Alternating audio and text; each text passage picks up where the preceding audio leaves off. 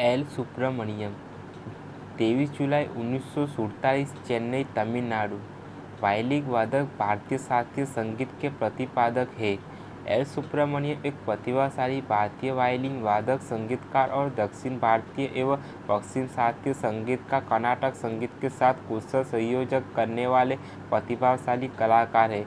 इनके द्वारा सुयोजित संगीत की धुनें अपने आप में अनोखी है। महज एक वायलिन वादक ही नहीं है, अपितु इन्हें संगीत के क्षेत्र में तकनीक और नए प्रोग्राम के क्रांतिकारी परिवर्तनकर्ता के रूप में जाना जाता है। बचपन में ही इन्होंने शास्त्रीय संगीत के क्षेत्र में विशेष योग्यता हासिल कर ली थी। ये एकमात्र ऐसे व्यक्ति हैं जिन्हें वायलिन चक्रवर्ती के नाम से बचपन में जाना जाता था। ये केवल वायलिन संगीत के पेशे से बंधे नहीं रहे, अपितु इन्होंने सैकड़ों धुनों को बनाया, सुसज्जित किया और पुराने धुनों में मधुर गीत गाया। ये कर्नाटक संगीत के साथ साथ पश्चिम शास्त्रीय संगीत, जज फ्यूजन, ऑर्केस्ट्रा और विश्व संगीत के भी जानकार रहे हैं। ये केवल ना भारत अपितु विश्व के कई देशों में सम्मानित किया जा चुका है। इन्होंने संसार की कई प्रतिष्ठित संगीतकारों के अनुरोध पर उनके साथ अनेक अंतर्राष्ट्रीय संगीत कार्यक्रमों में अपनी प्रस्तुति भी दी है। इन्होंने 150 से अधिक रिकॉर्डिंग किया है और साथ ही यहूदी मेनुहिना, स्टीफिना कपलेट एवं रंगाइरा रिक्की आदि जैसे कई बड़े बड़े संगीतकारों के साथ भी काम किया है।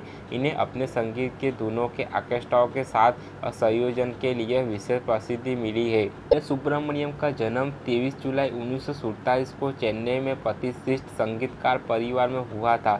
इनका संबंध एक दक्षिणी भारतीय तमिल परिवार से है। इन्होंने मात्र 6 वर्ष की आयु में ही संगीत के अपने पहले सार्वजनिक कार्यक्रम का रंगमंच प्रदर्शन किया था। संगीत बचपन से ही इनके रंग भर में भरा हुआ था, जो इनकी माँ सीता लक्ष्मी और पिता वी लक्ष्मीनारायण ने वरदान के रूप में मिला था, क्योंकि वे दोनों भी प्रसिद्ध संगीतकार थे।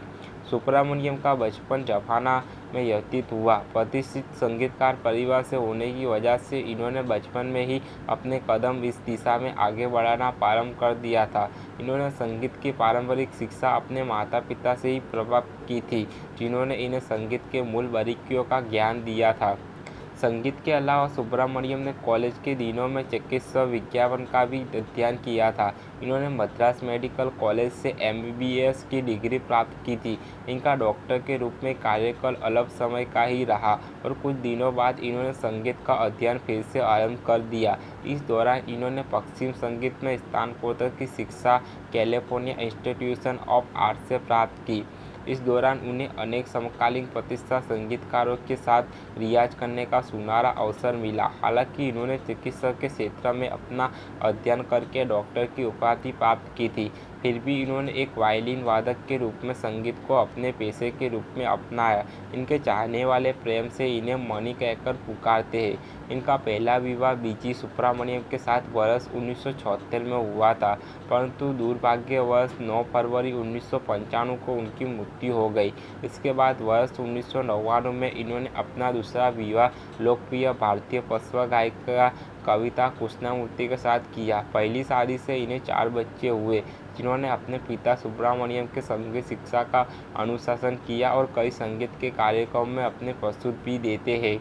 इनकी बड़ी बेटी गीगे शंकर इस समय लॉस एंजलिस में संगीत कंपोजर के रूप में कार्य कर रही है। इनकी दूसरी बेटी बिंदु एक प्रसिद्ध गायिका और गीतकार है। इनके बड़े बेटे नारायण एस सर्जन है, जो गायक भी है, जबकि इनके छोटे बेटे अम्बी एक वायलिन वादक है, जिन्हें बहुत ही प्रसिद्धि मिली है। एल सुब्रमण्यम का योगदान भारतीय संगीत के क्षेत्र में काफ़ी प्रभावशाली रहा है। इन्होंने अपने संगीत का लाइव प्रदर्शन अपने समय के भारतीय कर्नाटक संगीत शैली के जाने माने संगीतकार जैसे चेम्बई वेदांत, भगातावर, MD रामनाथ आदि के साथ किया है। इन्होंने प्रसिद्ध संगीतकार पलटघाट मणि अय्यर के साथ कई स्टेज शो में मुद्गमा पदयात्रा भी बजाया है। इन्होंने न केवल वायलिन पर ऑर्केस्ट्रा के लिए अपना कुशल प्रदर्शन किया, अपितु बहुत सी बॉलीवुड और फिल्मों के लिए भी संगीत की रचना है।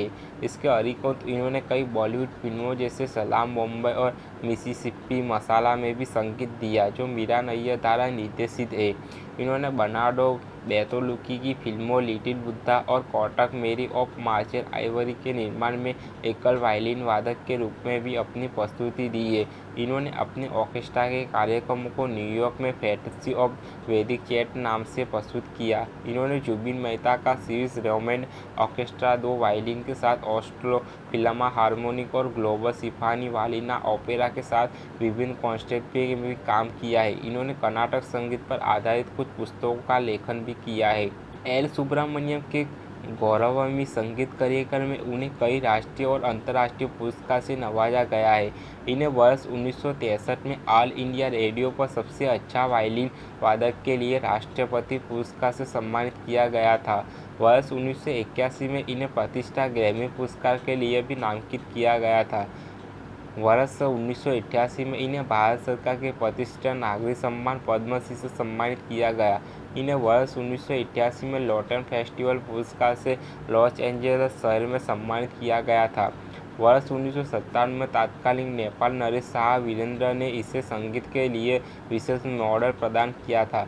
वर्ष 2001 में इन्हें भारत सरकार के दूसरे प्रतिष्ठित नागरिक सम्मान पद्म भूषण से भी पुरस्कृत किया गया था। इसी वर्ष इन्हें केरला सरकार ने मानवीय पुरस्कार से सम्मानित किया था।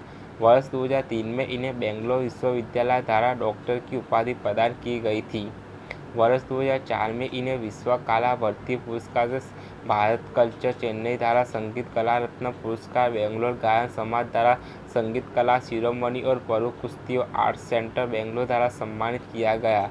वर्ष 2009 में इन्हें कांची कामोकुटी पीठा कांचीपुरम द्वारा तंती नंदामणि पुरस्कार से नवाजा गया। इसी वर्ष इन्हें इस्कॉन मंदिर बेंगलोर द्वारा अस्थाना विधाना की उपाधि से विभूषित किया गया था।